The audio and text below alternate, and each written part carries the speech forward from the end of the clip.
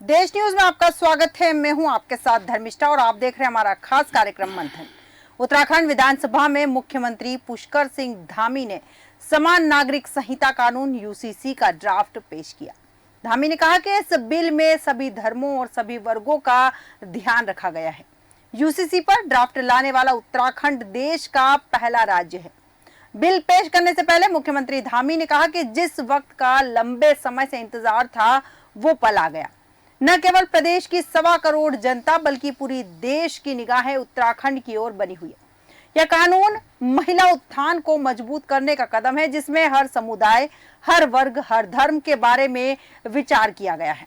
उत्तराखंड के पूर्व मुख्यमंत्री हरीश रावत ने बिल को लेकर कहा कि धामी भाजपा नेताओं को खुश करने के लिए इसे लेकर आए हैं।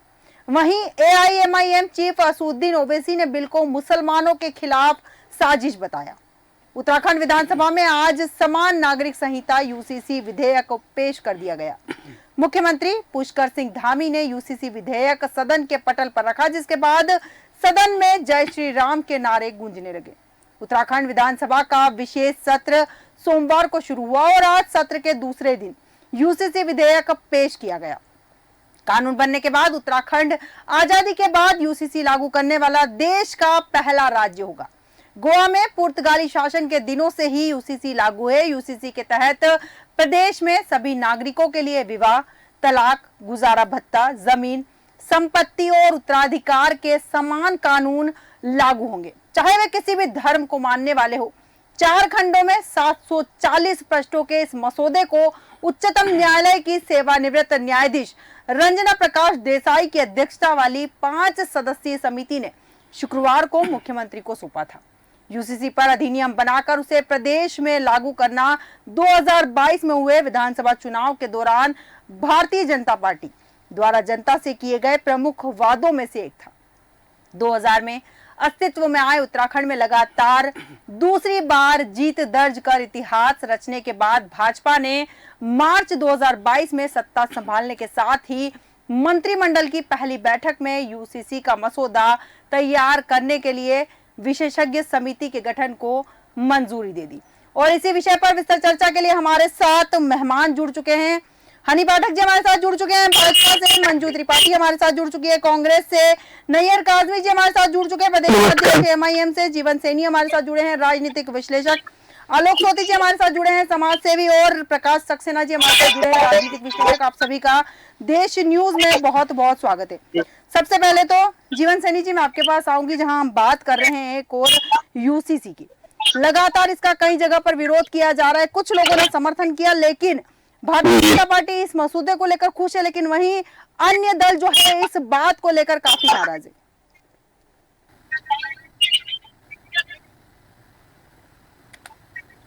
हेलो जी, आवाज आ रही है आप तक?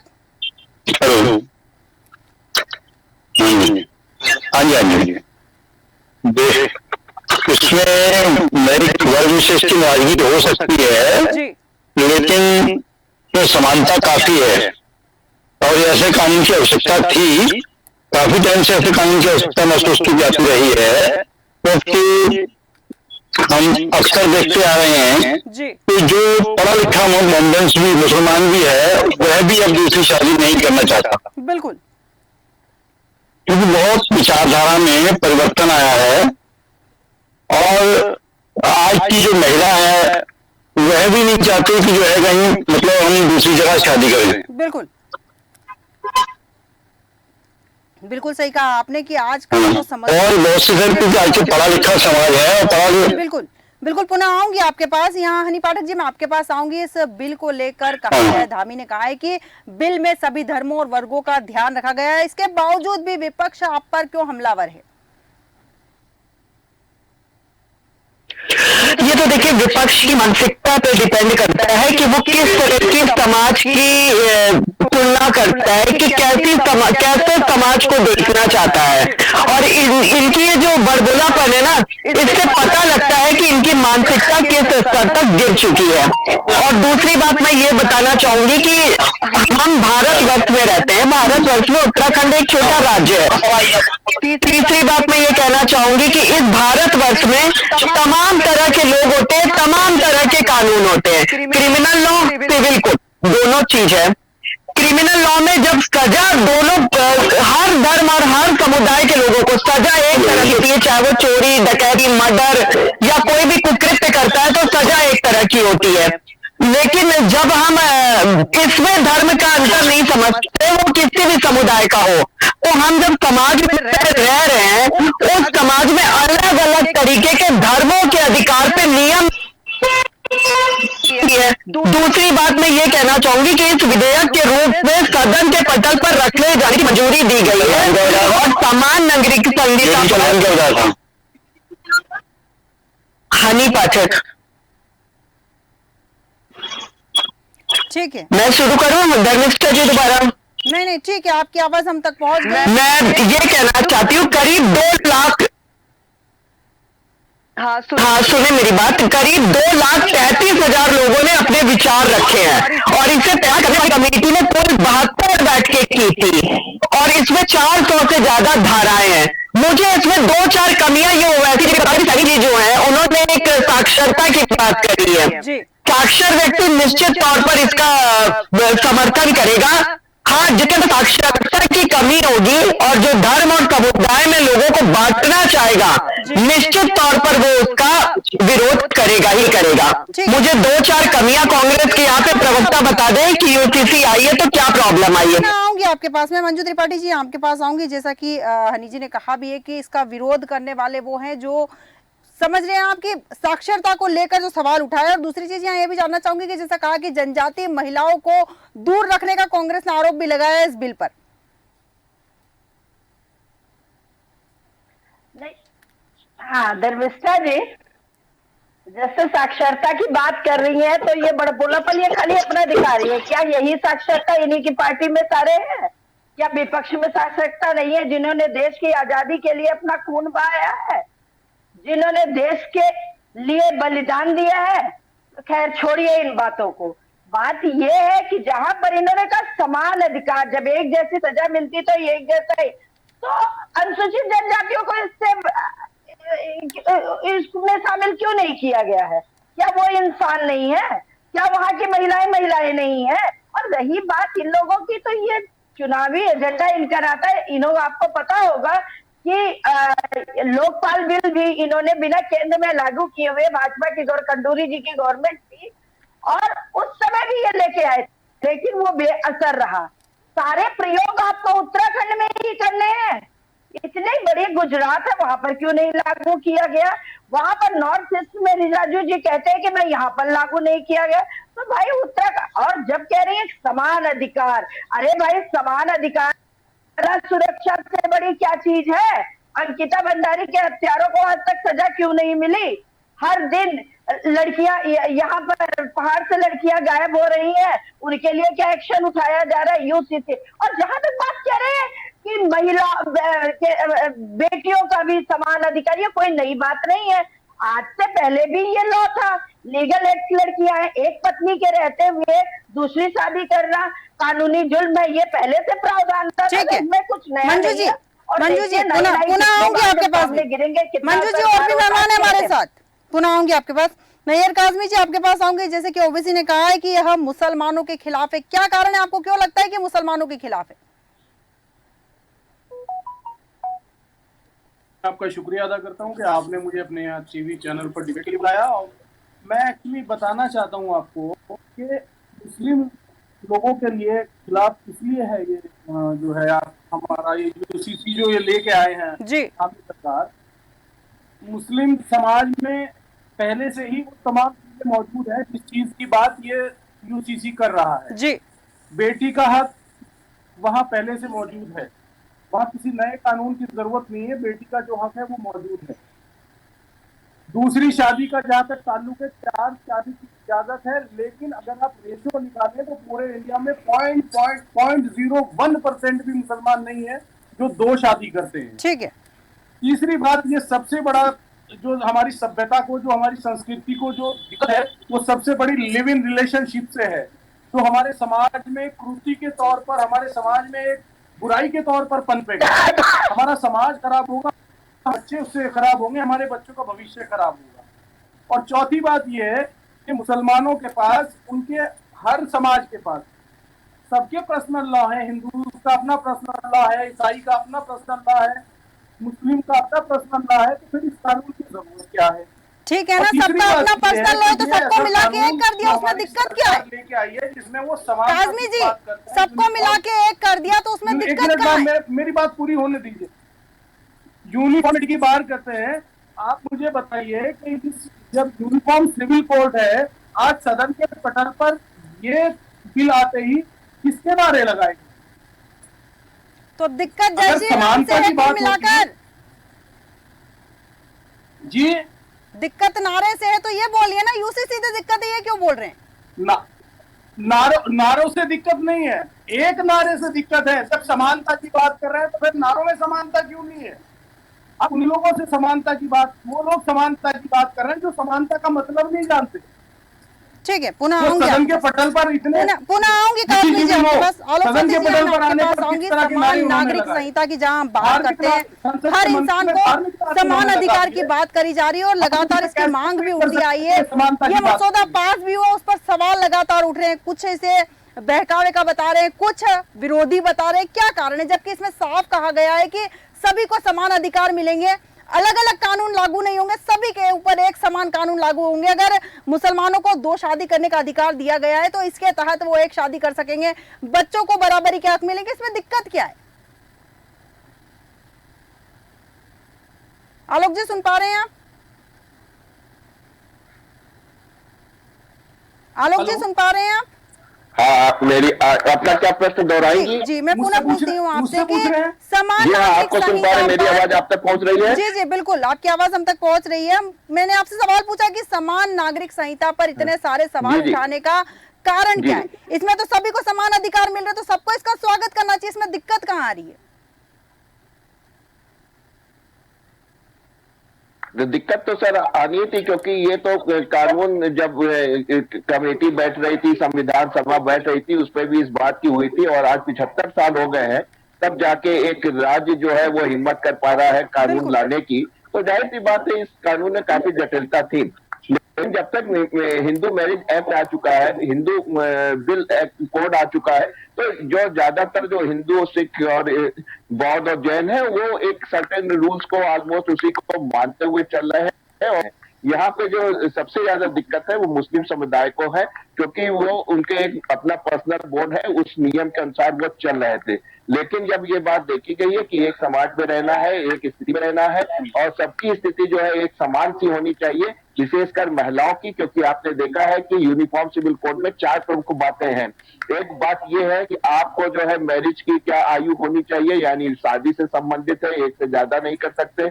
दूसरी देख रहे हैं कि मुस्लिम में बच्चा अडॉप्ट नहीं कर सकते, यहाँ अडॉप्शन की बात चल रही है, और संपत्ति में जो हक की है उसकी बात चल रही है, इस तरीके से। और जो डाइवोर्स है, जो आपने देखा था, जो जिस तरीके से संबंध विच्छेद होता है, ट्रिपल तलाक था, उसको खत्म कर दिया। उसके बाद भी दर्जन भर तरीके हैं मुस्लिम पर्सनल लॉ में जिसमें महिलाओं को तलाक दिया जाता है। केवल एक ही उनके पास अधिकार होता है महिलाओं के पास, खुला, जिसमें भी उसमें जो है उनको पति की रजामंदी चाहिए। लेकिन सबसे इंटरेस्टिंग बात जो इसमें निकल के आ रही है वो लिविंग रिलेशनशिप में आ रही है। जब भी कोई कानून बनता है तो उसमें कोई ना कोई पेच रोल निकलते ही है। अब यहाँ बात यह कि शादी तो आपने एक कर दी, अब क्या प्रश्न उठता है कि लिविंग रिलेशनशिप में व्यक्ति केवल एक ही महिला के साथ रह सकता है या एक से ज्यादा के साथ रह सकता है, इसका कोई ज्यादा नहीं क्लियर है। अभी हम एक करें और लिविंग रिलेशनशिप जो है वो भी साथ में चला सकते हैं कि नहीं चला सकते, तो पेचीदा बातें हैं जो कि सामने निकल के आएंगी, और उसका फैसला या तो सरकार करेगी या तो कोर्ट करेगी। तो इसमें देखना है कि जो मुस्लिम पक्ष है वो ज्यादा इफेक्टेड हो रहा है। वो बेसिक रूल्स जो थे उसके अपने अलग थे, और उसको जब यूनिफॉर्म होकर एक साथ आना पड़ रहा है तो जाहिर सी बात है इसमें उसको असहजता फील हो रही है। बिल्कुल बिल्कुल, बहुत सही बात कही आपने। और जैसा कि आपने कहा भी है कि लिव इन को लेकर इस कानून में, बिल के अंदर बातचीत है, लेकिन उसको क्लियर नहीं किया गया। ये एक चर्चा का विषय और बन सकता है। प्रकाश जी, आपके पास आऊंगी। साफ कहा गया है कि धार्मिक मान्यताओं पर कोई फर्क नहीं पड़ेगा, धार्मिक रीति रिवाज पर इसका कोई असर नहीं पड़ेगा, खान पान, पूजा, इबादत सब कुछ वैसा का वैसा रहेगा। बावजूद इसके लगातार इसका विरोध कुछ पार्टियां कर रही है, क्या कारण है?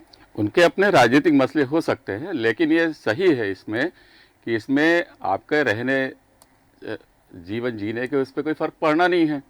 और इसीलिए हमारे संविधान निर्माताओं ने, जैसा श्रोती जी ने भी बताया, 75 साल 1937 के आसपास इसकी मांग उठी थी और इस पर विचार किया। उस समय चूंकि हम एक आज़ादी की लड़ाई भी लड़ रहे थे और भिन्नताएं बहुत थी, तो उस समय इसको थोड़ा सा शिथिल छोड़ा गया था। लेकिन इसमें दो चीजें हैं, इसमें एक तो महिला अधिकार है और दूसरी चीज ह्यूमन राइट्स भी है, मानवाधिकार भी हैं। बिल्कुल। जैसे काजमी जी ने कहा कि उनके यहाँ पॉइंट जितने भी उन्होंने बताया कि उतने % लोग ही दो विवाह करते हैं।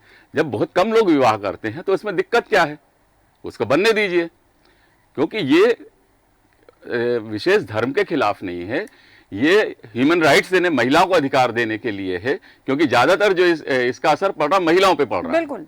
तो और आप देखें, इसीलिए हमारे जो डायरेक्टिव प्रिंसिपल्स में आर्टिकल 44 में इसको किया प्रावधान, पहले ही आज़ादी से के समय कर दिया गया था संविधान में। तो इसमें हम अब बात होती है कि धार्मिक भेदभाव, कतई धार्मिक भेदभाव नहीं है। हिंदुओं में भी कई पद्धतियां चलती थी, मिताक्षरा, दाय भाग वगैरह, उनमें परंपराएं अलग थी, तो हिंदुओं ने भी एक्सेप्ट किया। उन्होंने जो सेक्युलर शब्द यदि हम कहते हैं, तो ये हमारा अधिकार देने के मामले में हमें सांप्रदायिक सोच नहीं रखना चाहिए। मैं भी इसके खिलाफ हूँ। बहुत सही तो बात। हमारे यहाँ हिंदू धर्म में कितने अमेंडमेंट हुए, उसका मूल आधार रहा है हमारे मौलिक अधिकार। बिल्कुल। जो आम आदमी को धर्म, जाति, लिंग, इन सब के विरुद्ध जो मौलिक अधिकार दिए हैं, उनको ध्यान में रखते हुए धीरे धीरे इसमें अमेंडमेंट हुए। लोग मौलिक अधिकारों का आप हनन नहीं कर सकते, उसके लेकर लोग सुप्रीम कोर्ट गए और फिर ये नियम बने। हिंदू विवाह अधिनियम बना है, दत्तक, आऊंगी आपके पास, दत्तक से संबंधित आपका ये उत्तराधिकार से संबंधित जो अधिनियम बने, तो ये सब मौलिक अधिकारों को ध्यान में रखते हैं। मतलब स्त्री को कहीं से कम नहीं आता। आर्टिकल 15 किसी में लैंगिक भेदभाव नहीं करने देता, अनुमति नहीं देता। तो उसके अंतर्गत आप देखिए हमारे धर्म में कितनी कुरीतियां चली। सती प्रथा 86, 87 के आसपास उसको बंद किया गया, सुप्रीम कोर्ट के आदेश से किया। कितनी खराब। देखिए अतिवादी तत्व दोनों तरफ हैं। बिल्कुल। उस समय जो हिंदू अतिवादी लोग थे वो सती प्रथा को बंद करने के खिलाफ थे, वो हिंदू धर्म पे उसको आक्रमण मान रहे थे। लेकिन सर्वोच्च न्यायालय ने हमारे मौलिक अधिकारों को ध्यान में रखते हुए महिलाओं को बराबरी का दर्जा देने के लिए बहुत से नियम बदले हैं, नए अधिनियम आए हैं। उत्तराधिकार अधिनियम जो महिलाओं को बराबरी का अधिकार से 2003 में लेटेस्ट आया। तो धीरे धीरे सुधारवाद की हम बढ़े। और हम सेक्युलर तभी हैं जब हम दूसरों के अधिकारों का सम्मान करते हुए सबसे बड़ी बात अपने को मुख्य धारा से जोड़ेंगे देश। यदि आप अलग रखना चाहते हैं तो फिर ये आपका दोष है। सुधार किए गए हैं, राजनीति फिर स्वीकार किया गया। बिल्कुल बिल्कुल सही बात कही आपने। जी हनी जी, आप कुछ कहना चाह रही थी?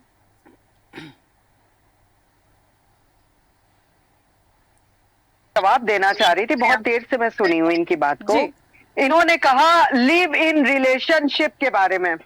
मैं इनसे ये पूछना चाहती हूँ कि इनके, जिनको ये लोग आका समझते हैं, ओवैसी जी ने जब श्रद्धा मर्डर केस हुआ था, वहां पर टुकड़ों में बच्ची कटी गई थी लिव इन रिलेशनशिप में, एक आवाज उनकी किसी ने नहीं सुनी थी। और ये काश पढ़ के आए होते आज की लिव इन रिलेशनशिप के बारे में, इसमें क्या लिखा गया। बिल्कुल। लेट मी कंप्लीट काजमी जी, आपकी उल्टी सीधी बातें भी मैं यहाँ बैठ के सुनी हूँ। प्लीज अब मेरी सार्थक बात सुन लीजिए। लिव इन रिलेशनशिप का डिक्लेरेशन करना जरूरी होगा। लिव इन रिलेशनशिप के नहीं कराने पर 6 महीने की सजा होगी। और ये सारी चीजें लिव इन में पैदा मिलेगा। ये काश आप आज पढ़ कर आते तो ये बातें आप यहाँ पर नहीं बोलते। और हाँ, ओवैसी जी के पेट में दर्द होना सामान्य है, इसलिए क्योंकि एक होती है रीति, एक होती है कुरीति। अभी हमारे सैनी जी हैं, हमारे सोती भाई साहब हैं, वरिष्ठ पत्रकार जी प्रकाश सक्सेना जी यहाँ बैठे हुए हैं। इन तीनों ने एक बहुत अच्छी बात कही है कि ये जो, लेकिन इन्होंने उसको रीति के अनुसार बोला, कुरीति नहीं बोला। बहुविवाह जो मुस्लिम समुदाय में होता है, ये क्यों होता है? 4-4 शादियों का हक क्यों है? हलाला क्यों है? एक महिला की मन से खेलना, क्योंकि उसके शरीर से ही नहीं, वो वेदना देता है मन, बिल्कुल उसको तोड़ने का कार्य किया जा रहा है। तो इनको जरूर पीड़ा होगी, क्योंकि वो कुरीति है, वो रीति नहीं है, दैट इज कुरीति। तो उसको भी इसमें किया जा रहा है, तो इसको क्या प्रॉब्लम हो रही है? अच्छाई को तो अपनाना चाहिए। और दूसरी एक लास्ट बात मैं धर्मिष्ठा जी आपसे कहूंगी, एक शकुनी और एक मंत्रा ने राम जी को खत्म करने के लिए राम जी को 14 वर्ष का वनवास दे दिया था। तो हमारी अच्छाइयों के खिलाफ तो कितने शकुनी और कितनी मंत्राएं खड़ी हैं, लेकिन फिर भी राम राज्य आया ना, और राम राज्य आएगा, इसी तरीके से आएगा। और अच्छे धर्म का, अच्छे समाज का उदाहरण पेश होगा। हमारा उत्तराखंड आने वाला दशक उत्तराखंड का दशक होगा। और आप ये पैनल नहीं देखिए ना, पैनल में इतने वरिष्ठ जन जुड़े हैं, कोई भी विरोध नहीं कर रहा, लेकिन जिनकी मानसिकता घृणित तौर पर इस चीज का विरोध करेंगे ही करेंगे। और बीच में ना बोले काजमी जी बीच में मत बोलिए, प्लीज बीच में मत बोलिए, सीख के आइए क्या होता है। दूसरी बात मैं क्या कहना चाहूंगी कि सबने एक बात ये भी कही, किसी भी धर्म की पूजा करने का अधिकार नहीं छीना गया है। सब कुछ पैरेलल एकदम अच्छे से चलेगा, बिल्कुल बढ़िया से चलेगा। लेकिन मुझे बस इस चीज का जवाब उन सभी विपक्ष लोगों से चाहिए कि जब कोई भी चीज में परिवर्तन नहीं किया गया, सिर्फ लॉ को क्रिमिनल क्राइम करने पे जब समान सजा मिलती है, तो इसमें भी समान चीजें मिल रही हैं, एक रूपता लाई जा रही है। क्यों बुरा लग रहा है? हरीश रावत जी के बयान पर मैं आती हूँ, कहते हैं महिलाओं को नहीं ध्यान में रखा गया। अरे हरीश रावत जी, थोड़ा उम्र आपकी हो गई है, मुझे पता है, लेकिन इतनी भी मशखरी मत करिए। इसमें तो सब कुछ महिलाओं के लिए है। मुझे ये बताइए क्या चीज महिलाओं के लिए नहीं है? बहु विवाह पर रोक, पति या पत्नी के जीवित रहते दूसरी शादी नहीं हो सकती, शादी का आऊंगी जरूरी है, आपके पास और महिलाओं को संपत्ति में हिस्सा मिलेगा। ये सारी चीजें जब इसमें शामिल करी गई है, तो क्या पढ़े हैं वो? इतने बड़े दिग्गज नेता बनते हैं और उन्होंने पढ़ाई नहीं करी, पढ़ाई के आए होते, तो वो ये सारी चीजें नहीं बोलते कि महिलाओं के बारे में कुछ ही नहीं। पुनः आऊंगी हनी जी काजमी जी।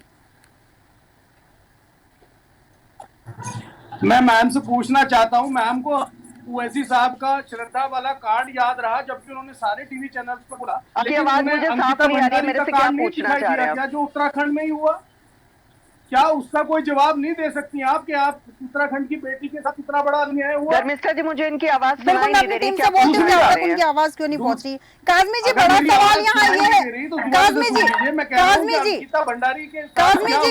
काजमी जी यहाँ बड़ा सवाल ये है कि मत करिए, ये बता कि आपका काफिला क्यों लुटता जा रहा है? ओवैसी को इतनी दिक्कत क्यों है? इस पर सवाल ये है। मैंने आपको बताया, कुरीतियां खत्म होने पे ओवैसी को दिक्कत नहीं होगी। उन्होंने दंगे फैलाने के सिवा जीवन में किया क्या है? ये बताए ना, ओवैसी जी ने दंगे फैलाने के सिवा जीवन में क्या किया? मैडम, दंगे कराने वाले अगर हमसे सवाल पूछेंगे, मैम दंगे कराने वाले अगर हमसे सवाल पूछेंगे, तो फिर हम आपको क्या बताएंगे? रीति और कुरीति में अंतर समझे काजमी जी, रीतियां और कुरीतियां में मैम यही आपको समझाने की कोशिश कर रहा हूँ कि अंकिता भंडारी को भूलकर आप उत्तराखंड की बेटी को भूलकर श्रद्धा मुद्दे से भटकिए मत, यूसीसी पर आइए, यूसीसी पर आइए, मुद्दे से मत भटकिए। अंकिता भंडारी पर भी तो बात करती हैं आप, आपको वैसे साहब का कांड याद आया, अंकिता भंडारी याद नहीं आई? ठीक है काजमी जी वायलेंस बिल आया, हिंदू कोड बिल आया, Hindu religious and charitable amendment bill आया, वक्फ बिल आया, 2.9% ट्राइबल इन उत्तराखंड। तब क्यों ओवैसी जी ने अपना दिया था? हनी जी पुनः आएंगे आपके पास। काजमी जी जो मुद्दा लेकर बैठे उसी पर चर्चा होगी, किसी और चीज पर चर्चा नहीं होगी यहाँ, क्योंकि विषय डिसाइड किया गया। सबसे पहली चीज मैं आपसे जानना चाहती हूँ काजमी जी, हनी जी मैं पुनः आऊंगी आपके पास। काजमी जी आपसे जानना चाहती हूँ, यूसीसी में लिखा गया है कि मुसलमान 4 शादी नहीं कर सकते बिना तलाक लिए, इस पर दिक्कत है आपको? हम एक बात क्यों नहीं बताइए दिक्कत मुझे, होगी? आप आज निकाह हो, फेरे हो या गुरुद्वारे में किसी ईसाई की शादी हो, यहाँ केवल निकाह की बात हो रही है, यहाँ केवल निकाह की बात हो रही है। अगर 4 शादी पर रोक लगाई गई तो इसमें दिक्कत है आपको? नहीं, शादी बिल्कुल होगी दिक्कत धर्मिष्ठा जी। आप उसका प्रैक्टिकली उसका इफेक्ट देखिएगा। नहीं, मुझे प्रैक्टिकल रिजल्ट नहीं मुझे देखना, चार मैं शादियों आपसे में मात्र दिक्कत एक शब्द है में या जवाब नहीं है, चाहती हूँ, लेकिन इसमें दिक्कत है आपको? मात्र एक शब्द में बिल्कुल दिक्कत है बिल्कुल आपको? दिक्कत है। मतलब आप लोग चाहते हैं कि 4 बिल्कुल। विवाह हो, महिलाओं का जीवन बर्बाद हो, ये चाहते हैं आप? लोग चाहते हैं 4 विवाह, ये चाहते हैं हलाला हो, इनकी दुकान, ये कंडीशनल सारी है। चीजें चाहेंगे ना ये। कंडीशनल है, रेगुलराइज नहीं कर रहा हूं उसे मैं, वो कंडीशनल है। धर्म की आड़ में किस तरह महिलाओं से खेलना है, ये कोई ओवैसी जी से पूछिए। ठीक है काजमी जी, नहीं, पुनः नहीं, पुनः आप- आऊंगी आपके आप पास। गलत चल- मंजू मैम, त्रिपाठी आप जी गलत आपके पास चीज आऊंगी यहाँ पर करती मैं। हैं। आप Please। विपक्ष में हैं, आपसे जानना चाहती हूँ कि आप इसमें यूसीसी जो लेकर आए हैं इसमें और क्या संशोधन चाहती है, ऐसा क्या चाहती है जिससे आपको लगे कि ये जनता के हित में है?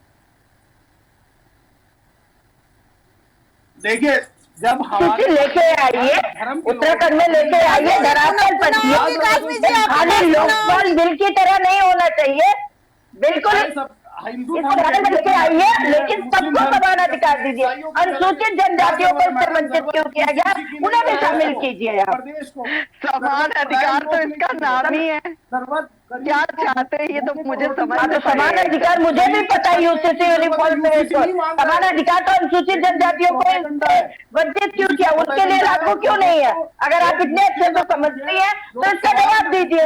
उन्हें यूसीसी बताया जाएगा। क्या वो महिलाएं जवाब देगी धर्मिष्ठा जी, जवाब दो इन्हें। मंजू त्रिपाठी जी, सीधा सा सवाल था कि आप क्या चाहती है विपक्ष में बैठने के नाते? क्या होता है, 2 चीजें होती, पहला तो ये कि विपक्ष में बैठे हैं, जनता के हित की बात सोचना आपका काम है क्योंकि आप विपक्ष में और सरकार से काम करवाना आपकी जिम्मेदारी है। तो बड़ा सवाल यहाँ ये है कि आप उनसे ये बताइए कि आपको इसके अंदर क्या क्या बदलाव करवाना। विरोध करना अच्छी चीज है, लेकिन हर चीज का विरोध नहीं किया जाना चाहिए। हम कोई विरोध नहीं कर रहे हैं, हम विपक्ष से असल में मजबूत क्या है ना, विपक्ष देखिए है। धर्मिष्ठा जी, तभी हमारे शीर्ष धर्मिष्ठा जी सुने, हमारे भारत जोड़ो यात्रा निकली थी, 3 राज्य हार गए, नेतृत्व है। न्याय यात्रा निकाल रहे, अपना न्याय नहीं कर पा रहे, तो वो चीजें अरे ये हैं तो जो इनको बड़बोड़ा, अब आप दिक्कतें मुद्दे करा से क्यों रही हैं। भटक रहे हैं यानी पाठक जी? अभी तक आप तो मुद्दों की बात कर रहे थे, मैंने अब मुद्दे पर ही भटकने रह का के काम आपको क्यों जवाब कर रही दिया, है? बात मुद्दे यूसीसी पर की रह हो के रही है, आपको जवाब दिया कि बात जिस यूसीसी प्रकार की से हो आपने रही अपनी है। फजीहत, विपक्ष के जिस नेताओं प्रकार से क्यों आपने नहीं अपनी बदल रहे? फजीहत राम मंदिर की प्राण प्रतिष्ठा के दौरान कराई है, उसी दिशा में आप यूसीसी पर चल रही है तो और अपनी आपने फजीहत करा रहे हैं आप लोग। शंकराचार्यों को उससे वंचित रख के जो शंकराचार्य चैनल बैठा खा है जाएगा, जिसमें सिर्फ 2 लोग हैं शंकराचार्य जो से बेहतर गलत अगर बातें आप कर अपने रहे आप को हैं, सोचते रीति तो और आप लोगों कुरीति की में क्या बात अंतर है? पड़ता है। ठीक है, कुरीति, ठीक है मंजू जी, रीति और कुरीति मंजू की बात जी, करें तो हनी जी, हत्याकांड जो पुनः आऊंगी आपके पास, 4-5 जनता तो यहीं बैठी पुनः है। आऊंगी आपके पास, पुनः आऊंगी। जीवन सैनी जी आपके पास आऊंगी यहाँ पर मैं। जिस तरह से लगातार विरोध हो रहा है यूसीसी का, समान नागरिक संहिता, आप मानते हैं? मंजू जी पुनः आऊंगी आपके पास में। हमारे पास और भी मेहमान हैं और वो भी मौजूद है, वो भी अपना कीमती समय निकाल कर हमारे साथ जुड़े हैं। मैं चाहती हूँ उनसे भी चर्चा की जाए और बहस करने में जनता आपकी बात नहीं सुन पाएगी, कोई मतलब नहीं निकलेगा। जीवन सैनी जी आपके पास आऊंगी। समान नागरिक संहिता में बात कर रहे हैं, लगातार देश इसकी उम्मीद कर रहा है और चाहता भी है कि समान नागरिक संहिता और सभी को समान कानून मिले, लेकिन बावजूद इसके लगातार इसका विरोध हो रहा है। क्या लगता है कि कभी ऐसा हो सकता है कि सभी पार्टियां, सभी राजनीतिक दल एक साथ मिलकर इसका सपोर्ट करेंगे?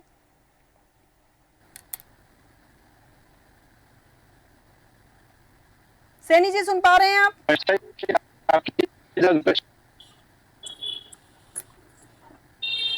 शायद सैनी जी तक हमारी आवाज नहीं पहुंच पा रही। आलोक सोती जी आपके पास आऊंगी, यही सवाल मैं आपसे पूछूंगी। क्या लगता है कभी ऐसा होगा कि सभी राजनीतिक दल एक अच्छे मुद्दे पर एक साथ आएंगे, राजनीति छोड़कर देश हित के बारे में सोचेंगे? कभी ऐसा होगा? मुझसे आलोक सोती जी सुन पा रहे हैं आप? शायद आलोक जी तक भी हमारी आवाज नहीं पहुंच पा रही है। हम पुनः इनसे जुड़ने का कोशिश करेंगे। प्रकाश सक्सेना जी, यही सवाल मैं आपसे पूछूंगी, क्या लगता है इस तरह की ये चीज पॉसिबल है? नहीं, पॉसिबल हो सकता है यदि पूर्वाग्रहों को त्याग दें तो सब कुछ। सामाजिक मुद्दा लग रहा है। आपकी आवाज आ रही, मेरी आवाज पहुंच रही है आप जी तक? आलोक जी। जी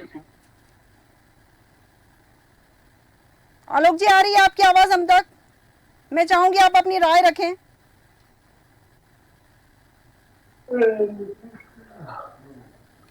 एक सामाजिक मुद्दा ज्यादा है ना कि राजनीतिक, क्योंकि आप जानते हैं कि जो पार्लियामेंट्स होती है, जो विधानसभा होती है, वही नियम बना सकती है, इसलिए ये राजनीतिक होता चला जा रहा है। बिल्कुल। लेकिन यहाँ महिलाओं के सम्मान की बात है, महिलाओं की समानता की बात है, उस पे ये मुद्दा ज्यादा दिखाई पड़ रहा है। ऑलरेडी ऐसे नियम्स हैं, विशेषकर कुछ समुदाय हैं जिन पे ये नियमावली नहीं लागू हो, तो बस उसको दूर करने के लिए, उस कुरीतियों को दूर करने के लिए एक अच्छी पहल है, एक अच्छा नियम है, इसका स्वागत होना चाहिए। और इसमें जो भी कमियां खामियां नजर आ रही हैं उनको जो है उजागर करना चाहिए और उनको भी ठीक तरीके से इम्प्लीमेंट करना चाहिए। बिल्कुल, बहुत सही बात कही कि कमियों को दूर करना चाहिए और इसको इम्प्लीमेंट करना चाहिए। प्रकाश सक्सेना जी, आपके पास आऊंगी, अंतिम प्रतिक्रिया चाहूंगी आपकी। इसमें और क्या सुधार हो सकता है और क्या क्या खामियां हैं जिन्हें दूर किया जा सकता है? देखिए, इसमें यदि राजनीतिक पूर्वाग्रह होता तो हमारे जो संविधान निर्माता इसको डायरेक्टिव प्रिंसिपल्स में नहीं रखते, बिल्कुल, है ना, राज्य के नीति निर्देशक तत्वों में नहीं रखते। उन्होंने आर्टिकल 14 में इसको रखा था कि राज्य अपने हिसाब से, उस समय की स्थितियों के हिसाब से इसको आप अपना कानून ला सकते हैं। तो वो एक साइंटिफिक टेम्परामेंट वाला एक देश बनाना चाह रहे थे, इसलिए उन्होंने उस समय विवादों को दूर रखा और समय परिस्थितियों के हिसाब से राज्यों को इसमें छूट दी गई थी। बिल्कुल। और ये चूंकि मानवाधिकारों, महिलाओं के अधिकारों से संबंधित मामला है, इसलिए ये समान नागरिक संहिता, ये पर्सनल लॉ को कहीं असर नहीं, आपके रिचुअल्स को कहीं से भी नहीं छेड़ रहा है। आप नमाज पढ़ते हैं, आप नमाज पढ़िए, आप पूजा करते हैं, आप पूजा करिए, इसमें कहीं छेड़खानी नहीं है। यहाँ पर यह है कि आपके हिंदू समाज हो, चाहे मुस्लिम समाज हो, चाहे क्रिश्चियन समाज हो, वहाँ महिलाओं को बराबरी का दर्जा मिले, वो अपने एक गरिमामय जिंदगी अपनी जी सकें। वो ये ध्यान में रखते हुए ये प्रावधान रखा गया था। अब स्थितियां हैं, कांग्रेस इसमें चूकी है, जो राजीव गांधी जी के समय शाबानो प्रकरण में जो गलती हुई थी वो आज भारी पड़ रही है। वो राजीव गांधी जी बहुत लिबरल थे, मैं मानता हूँ पर्सनली, उनके सलाहकार जो भी रहे होंगे, उन्होंने जो अपना जो संसद में विधेयक बदल के वो एक महिला का हक मारा था, वो आज कांग्रेस से भारी पड़ रहा है। बिल्कुल। आप ये देखें, हम किसी इस मामले में कहीं धार्मिक छेड़छाड़ नहीं है, यहाँ अधिकारों का मामला है। और महिलाएं जब सशक्त होती हैं तो वो समाज अपने आप सशक्त होता है। बिल्कुल। मुस्लिम समाज यदि इसमें खतरा देख रहा तो गलत है। वहाँ आज बहुत पढ़ी लिखी महिलाओं को देखता हूँ, मुस्लिम बहनों को, बढ़िया फर्राटेदार इंग्लिश है, IT सेक्टर में काफ़ी, और वो उनका परिवार भी उसमें विकसित हो रहा है। बिल्कुल। तो ये विकास की ओर ले जाता है। हम यदि रूढ़िवाद, अतिवाद में उलझे रहेंगे तो हमारा समाज, हमारा देश कभी आगे नहीं बढ़ पाएगा। बिल्कुल, बहुत सही यहाँ बात हमें लिबरल कही होकर सोचना पड़ेगा इस मामले में। बिल्कुल बिल्कुल, बहुत सही बात कही कि रूढ़िवादियों में अगर उलझे रहेंगे तो समाज और हमारा देश कभी आगे नहीं बढ़ पाएगा। और समान नागरिक संहिता में जो अगर कमियां लग रही है, किसी विपक्ष को भी लग रही है, तो उस पर बातचीत कर सलाह देकर उसे हल किया जा सकता है। और हर चीज का विरोध करना भी ठीक नहीं है। हनी पाठक जी, मंजू त्रिपाठी जी, नैयर काजमी जी, जीवन सैनी जी, आलोक सोती जी और प्रकाश सक्सेना जी, आप सभी मेहमानों का बहुत बहुत धन्यवाद हमारे साथ विस्तृत चर्चा में शामिल होने के लिए। यूसीसी पर लगातार विरोध हो रहा है, कहा जा रहा है कि ये धार्मिक मान्यताओं पर असर करेगा, लेकिन यूसीसी में साफ कहा गया है कि धार्मिक मान्यताओं पर इसका कोई फर्क नहीं पड़ेगा, धार्मिक रीति रिवाज पर इसका कोई असर नहीं पड़ेगा। ऐसा नहीं कि शादी पंडित या मौलवी नहीं कराएंगे, खान पान, पूजा, इबादत, वेशभूषा, किसी चीज पर कोई फर्क नहीं पड़ेगा, केवल समान अधिकार सभी को मिलेंगे और समान अधिकार पर ही सबका विरोध है। हमारे आज के खास कार्यक्रम में इतना ही। बने रहिए देश न्यूज के साथ।